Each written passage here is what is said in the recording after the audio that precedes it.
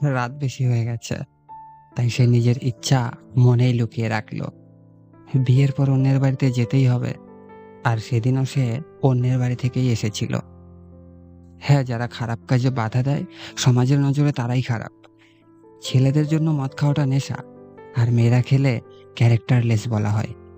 ছোটবেলায় হওয়া ব্যাড টাচকে রহস্য বানিয়েই রাখে। বাইরে বেরোলে তো বিপদে পড়বে, তাই সে সারাদিন ঘরের মধ্যেই থাকে।